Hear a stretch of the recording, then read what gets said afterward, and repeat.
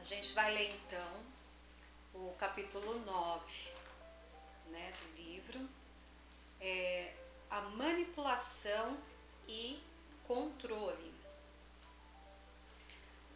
Vamos começar. A definição para a palavra manipulação no dicionário Webster é manobrar ou influenciar de forma astuta ou errônea, controlar ou conduzir de forma hábil para um proveito pessoal. Controlar alguém é pecado. Esse é um tipo de feitiçaria. Não estou dizendo que se você controla alguém é um feiticeiro ou está possesso, mas o controle é um princípio da feitiçaria. Satanás opera por meio da manipulação e do controle. Deus quer orientá-lo e guiá-lo. Ele o controlará somente se você continuamente lhe der permissão para fazê-lo. Cada vez que Deus me diz, Joyce, quero que você faça isso, digo, Senhor, concordo. O que o Senhor quiser, Deus, é isso que quero. Entrego ao Senhor essa área. Quero, se o Senhor o quiser. Mas Deus nunca forçará a fazer algo sem que você lhe dê seu consentimento. De outro lado, o diabo não se importa com a forma como controlará a sua vida. Tudo o que ele quer é encontrar uma maneira.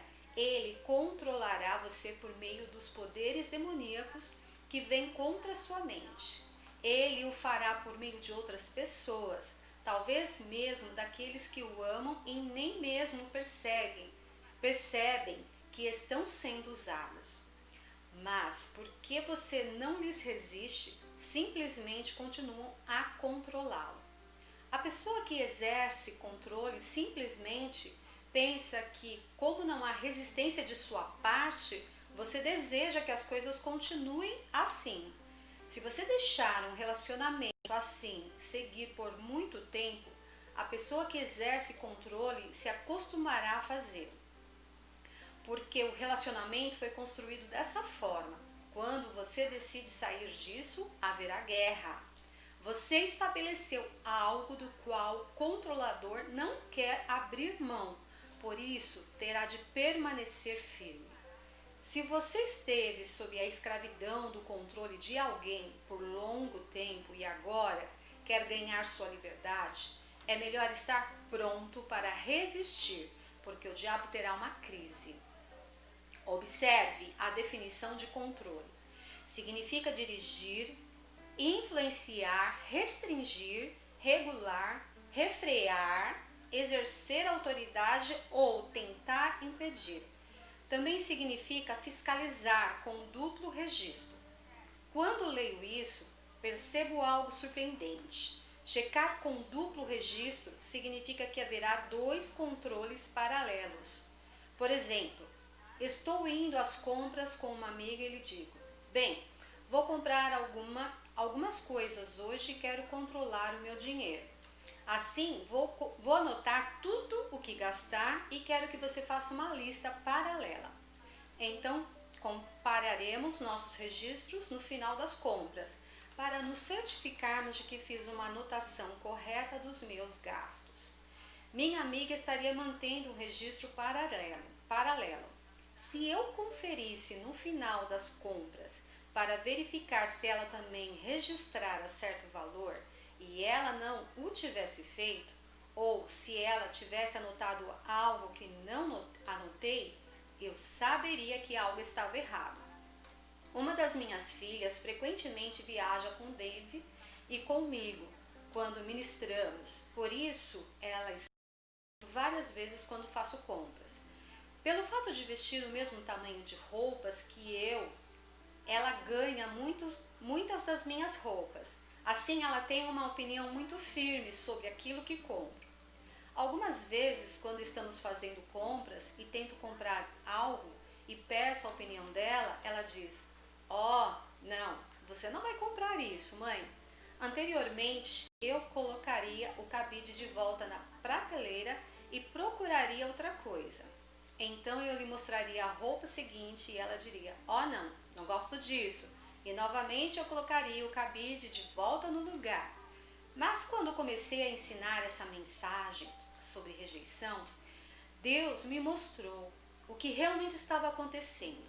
Por causa da forma como fui criada, sendo abusada por meu pai, que tinha uma personalidade forte, dominadora, controladora e manipuladora, naturalmente eu tinha uma forte raiz de rejeição em minha vida. Se meu pai quisesse comer frango, todos comeriam frango. Se meu pai não quisesse comer legumes, ninguém comeria legumes. Ele controlava tudo o que acontecia na casa. Ele era o tipo de pessoa que se irava e explodia com frequência. Assim, gastei a maior parte da minha vida apenas tentando mantê-lo feliz, evitando enfrentar o medo, a rejeição e o descontentamento. Acabamos por viver nossa vida dessa forma sem mesmo perceber o que estamos fazendo. E não precisa de o diabo nos controlar totalmente, porque ele pode facilmente usar outra pessoa para fazê-lo por ele. Uma pessoa que nem mesmo tem qualquer mau intento na mente. Minha filha não estava tentando me controlar, ela estava dando sua opinião.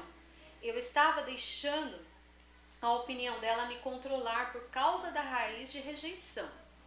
Haverá momentos em que o diabo tentará controlar você por intermédio de uma pessoa realmente controladora, o que é outro problema.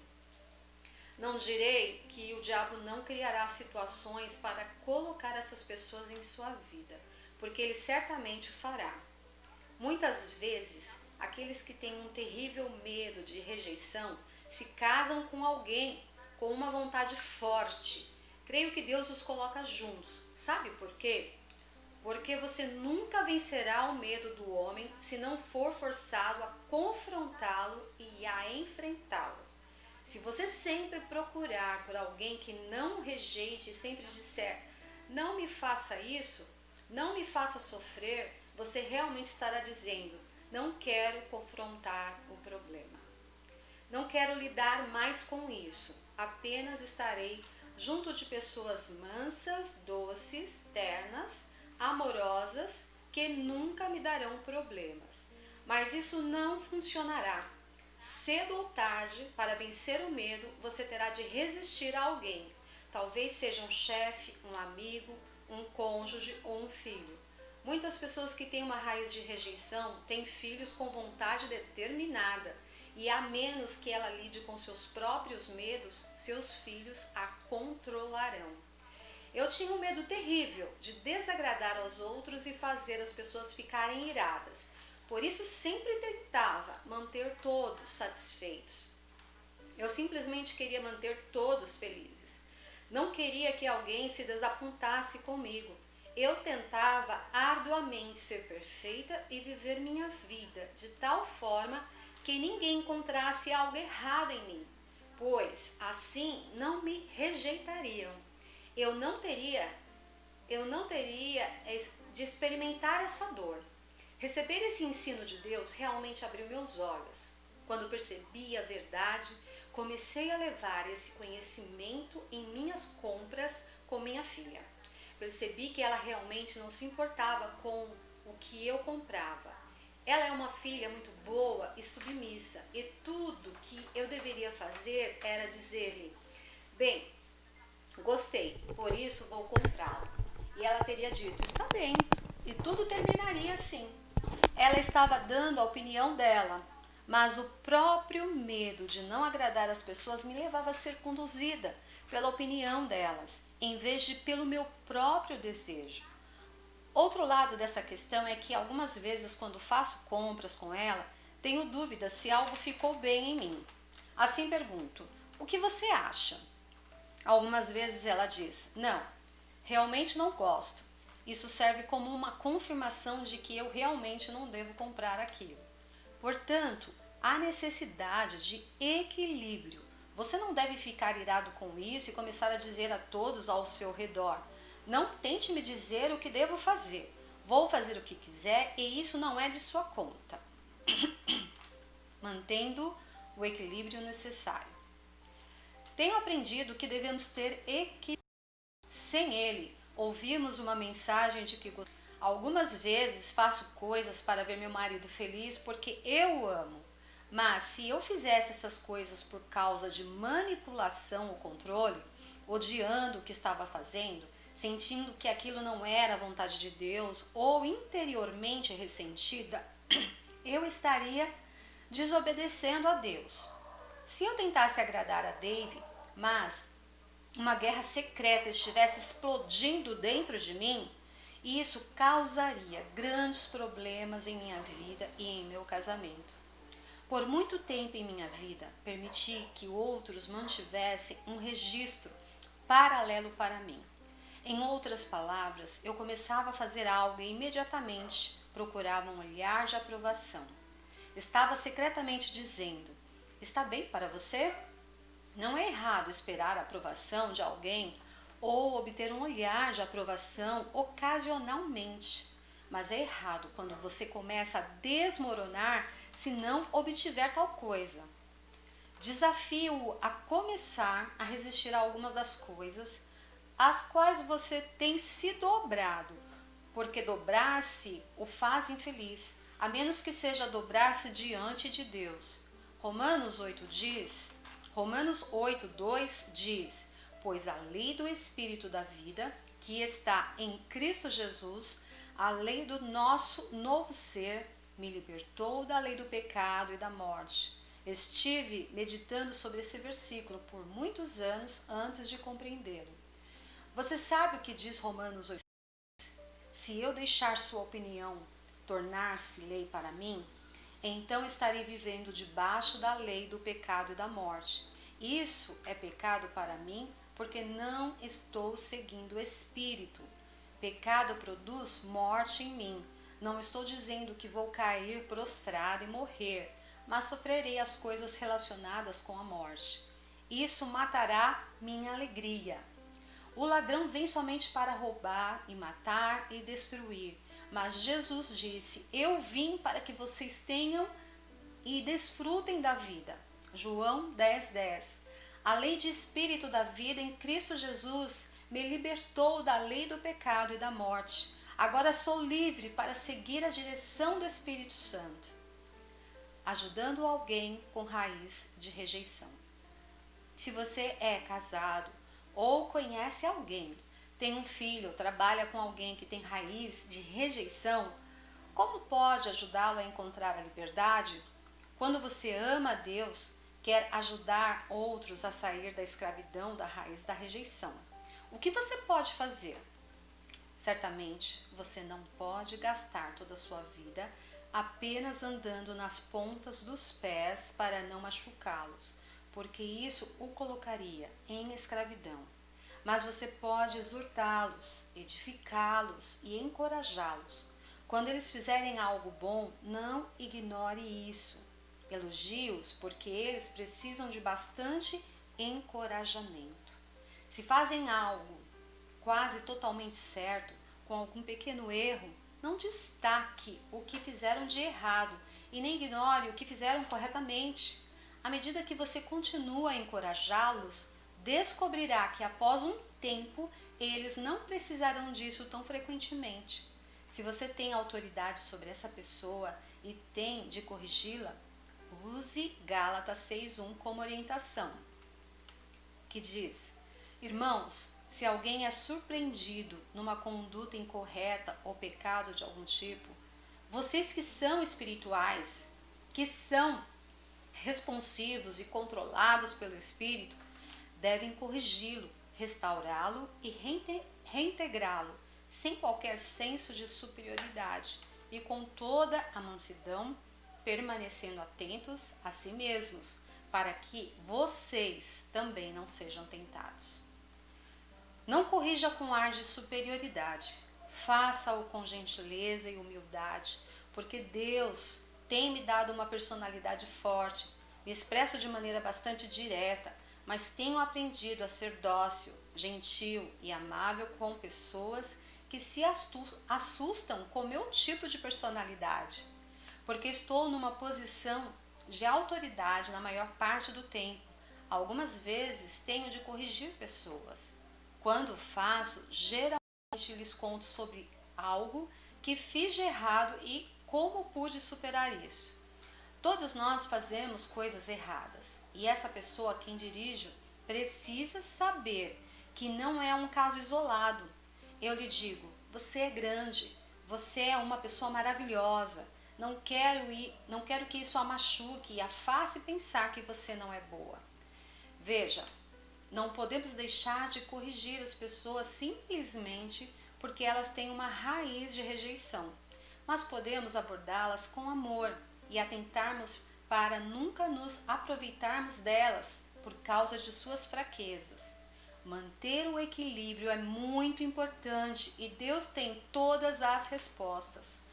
Outra coisa que você pode fazer para essas pessoas com raiz de rejeição é ajudá-las a tomar suas próprias decisões e respeitar as opiniões delas, mesmo que não sejam como as suas. Você pode ajudá-las a ouvir a Deus. A pessoa com esse tipo de problema tende a vir a você cada vez que estiver por perto e perguntar: o que acha que devo fazer?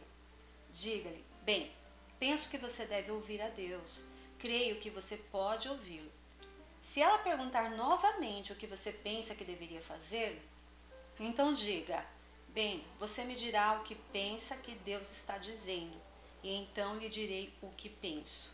Se ela disser: bem, eu penso que Deus está dizendo isso, e isso, e isso, na maior parte das vezes, esse será o caminho certo para elas. Pode não ser exatamente o que você faria, mas você pode encorajá-la e dizer: bem, provavelmente eu não faria dessa forma, mas penso que é bom para você. Você é uma pessoa que pode ouvir a Deus e ser dirigida por Ele. Veja, há muitas formas de ajudar a pessoa que tem uma raiz de rejeição. Deus o guiará pelo seu espírito se seu desejo é ajudar, resistindo à tentação de ser um controlador. Não poderia terminar este livro sem dizer algumas coisas para aqueles que podem estar tentando controlar alguém. Por que as pessoas tentam controlar as outras? Medo de ser ferido é uma razão.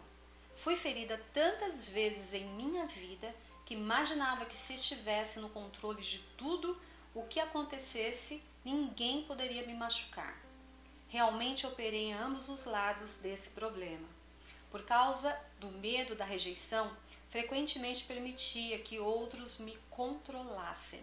E por causa do medo de ser ferida, eu tentava controlá-los. Vivia atrapalhada e confusa e somente a graça e a misericórdia de Deus e o poder e instrução da sua palavra puderam me libertar. É fácil desejar ser livre de permitir que outros nos controlem, mas é um pouco mais difícil desistir de controlar outras pessoas se você caiu nessa armadilha. Pessoas que são controladoras e manipuladoras são problemáticas e inseguras. Elas podem parecer ser fortes, mas realmente vivem com grande temor. Pessoas que são realmente fortes são capazes de deixar outros serem livres. Creio que muitos controladores são tão inseguros sobre si mesmos e suas decisões que se sentem melhores quando conseguem que todos façam a mesma coisa que eles fazem. Além de o medo e de a insegurança serem a raiz do controle, também devemos saber que o diabo busca trabalhar por meio de pessoas com personalidade forte. Pode não haver nada de errado com essas pessoas, exceto que elas nasceram para liderar e ter personalidade forte. Elas são dotadas para manter as coisas funcionando na direção certa, motivar e levar as pessoas a prosseguir. Isso é ótimo, exceto que Satanás se deleita em nos enganar e tomar as maiores habilidades que Deus nos dá para tentar usá-las contra nós e contra outras pessoas. Ele tenta nos tirar do equilíbrio. Não somente tive problemas por ser abusada, mas também por ter uma personalidade muito forte. Deus me ungiu para a liderança. Contudo, Tive de aprender a diferença entre liderança, controle e manipulação. Tive de aprender a guiar as pessoas ao lugar onde Deus queria que fossem e onde elas desejassem ir, e não onde eu queria que fossem ou fizessem aquilo que eu queria que fizessem. A maior parte dos meus problemas vinha do medo e da insegurança em minha vida por causa do abuso e da rejeição. Mas parte disso também vinha da minha própria personalidade. Controlar pessoas e tudo mais pode apenas ser um hábito ruim que precisa ser confrontado e quebrado. Seja qual for o caso, esse hábito precisa ser tratado. Não é a vontade de Deus que as pessoas se controlem. Tive de aprender isso. Era pecado e que de forma alguma agradava a Deus que eu controlasse, manipulasse os outros ou os coagisse a fazer as coisas do meu modo. Se você tem caído em armadilha por permitir que esses espíritos controladores operem na sua vida, encorajo-o a começar imediatamente a libertar as pessoas e a resistir à tentação que esses espíritos trazem. Quando uma pessoa foi controlada ou é uma controladora, os espíritos envolvidos entrarão em batalha. Mas seu desejo para operar na santidade e nos caminhos de Deus prevalecerá. Resista ao diabo com a palavra, o nome e o sangue de Jesus. A palavra de Deus tem poder em si mesma e é uma espada de 2 gumes com a qual combatemos o inimigo. O nome de Jesus tem todo o poder investido nele. No momento dele, oramos e fazemos nossa petição a Deus, o Pai, e firmemente resistimos ao inimigo. Há poder no sangue do Cordeiro. Pela fé podemos aplicá-lo em nosso favor e nas situações que enfrentamos e experimentaremos libertação. Apocalipse 12, 11 diz: E eles o venceram, derrotaram por meio do sangue do Cordeiro e através do pronunciamento do seu testemunho. Você não foi criado para ser controlado ou ser um controlador. Ambos trazem miséria. Não somente uma pessoa está em escravidão quando permite que os outros a controlem, mas também quando necessita estar no controle. Controlar a vida de outras pessoas é um trabalho árduo. Sinto que tenho muito a fazer para cooperar com Deus com relação ao meu envolvimento com outras pessoas. Não quero interferir na vida de ninguém, não quero me intrometer nas coisas dos outros. Tenho o suficiente para me preocupar comigo mesma. Se algumas dessas áreas estão fora de equilíbrio em sua vida, precisam ser reconciliadas. Isso significa trazê-las de volta ao lugar em que deveriam estar antes que o engano de Satanás entrasse em cena. Um grande versículo das Escrituras que gostaria de deixar com você é Colossenses 1:20. E Deus propôs que pelo serviço e intervenção dele, o Filho, todas as coisas fossem completamente reconciliadas consigo mesmo, seja na terra ou no céu, para através deles, Jesus, o Pai, fazer a paz por meio do sangue da sua cruz. Todas as áreas de sua vida que estão fora de ordem podem ser reconciliadas por intermédio de Jesus Cristo e da obra que ele realizou na cruz. Comece a crer nisso. Não aceite a escravidão, mas determine-se a ser livre. Terminamos o capítulo 9 e eu quero destacar que nessa leitura existe 2 tipos de pessoas, aquela que é controlada e aquela que controla. De uma forma ou de outra, isso é pecado, porque nós colocamos a pessoa debaixo de um jugo. A pessoa que é controlada, ela se submete por medo ou porque ela quer, agradar as pessoas para não ser rejeitada. E a pessoa que controla, ela normalmente tem essa personalidade forte, Essa pessoa que está ali despontando, que tem até uma função de liderar, de encaminhar as pessoas. E a gente precisa tomar esse cuidado com esses dois polos. Então, que você continue refletindo nessa leitura. Eu não vou me alongar aqui, porque esse é um capítulo do livro, mas eu quero te pedir que você continue participando do canal, continue, né, acessando, ouvindo os áudios, os livros, compartilhando com seus grupos, mandando para alguém, né? E uma outra hora também eu quero dizer como tudo isso aconteceu, como surgiu o canal.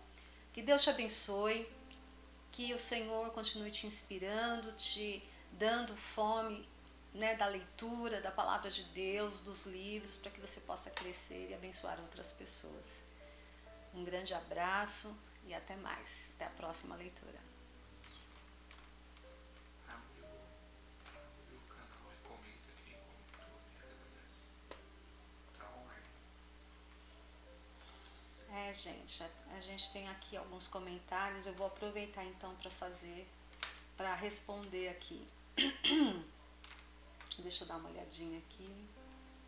A Dora Gomes falou que a internet estava falhando. Eu estava seguindo com a leitura porque meu esposo estava aqui controlando tudo.